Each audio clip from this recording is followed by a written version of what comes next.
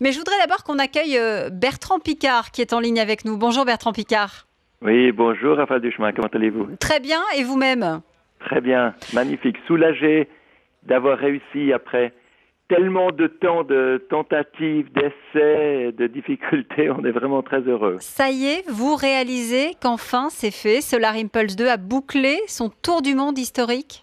Vous avez pris Oui, conscience de ça, y est Bertrand Piccard?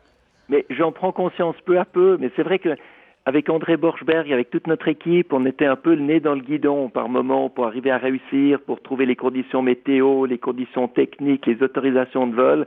Et puis on commence enfin à émerger un peu, se dire, eh ben, on a vraiment réussi. Vous êtes parti le 9 mars 2015.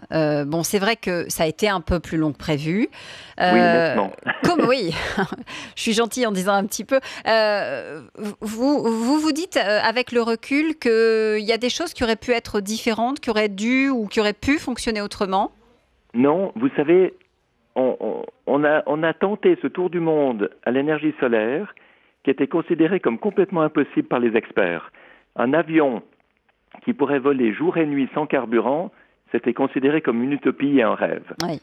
Et on l'a transformé en réalité. Et ça prend du temps. Ça prend du temps pour une équipe technique pour construire l'avion, ça prend du temps pour trouver les partenaires, ça prend du temps pour organiser les choses, et ça prend du temps pour essayer. Et puis, si ça marche pas d'une certaine façon, il faut essayer d'une autre manière, il faut être flexible, vous savez, c'est vraiment l'esprit de pionnier et d'exploration qu'il faut mettre en œuvre. Donc, il faut embrasser l'inconnu et puis voir ce qu'on arrive à en tirer.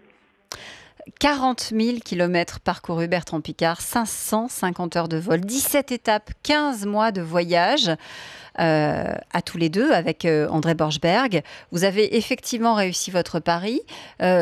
Pour vous, c'est le début aussi d'une aventure, c'est la preuve qu'on peut voyager autrement, qu'on peut se déplacer autrement aujourd'hui?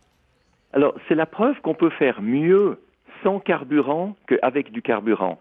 Un avion qui a du carburant, il doit s'arrêter pour refueler, pour ravitailler. Alors c'est vrai qu'il va voler plus vite. Nous, on peut rester en vol pendant des jours et des jours. C'est l'approche du vol perpétuel, parce qu'on n'a pas de carburant, parce que le soleil nous donne assez d'énergie pour faire tourner les moteurs électriques, charger des batteries pendant qu'on vole la journée, pour voler la nuit et continuer. Donc c'est ça ce paradigme, c'est de montrer que si on est efficient en énergie, les énergies renouvelables suffisent. Donc mon but, c'est pas encore que tous les avions soient solaires, mais mon but, c'est que toutes ces technologies propres commencent vraiment à être utilisées massivement dans notre société tous les jours pour baisser les émissions de CO2, pour protéger l'environnement, protéger les ressources naturelles de la planète, et puis en même temps créer des emplois, en même temps faire du profit, parce que c'est un marché industriel fantastique. Oui. C'est ça qu'il faut que les gens comprennent. Et c'est possible à partir de quand? À partir de maintenant, Bertrand Piccard? Écoutez, si aujourd'hui, on remplaçait les moteurs à combustion par des moteurs électriques, qu'on avait des réseaux intelligents de distribution d'énergie, et qu'on isolait toutes les maisons et qu'on mettait des ampoules LED et des pompes à chaleur, on pourrait déjà diviser, donc uniquement des technologies qui existent déjà, on pourrait aujourd'hui diviser par 2 la consommation d'énergie de la planète et donc les émissions de CO2. Et ça, de manière totalement rentable. Donc c'est là qu'il faut aller. Vous savez, c'est très beau quand les gouvernements disent qu'il faut investir dans l'innovation, parce que ça ne peut pas être faux d'investir dans l'innovation.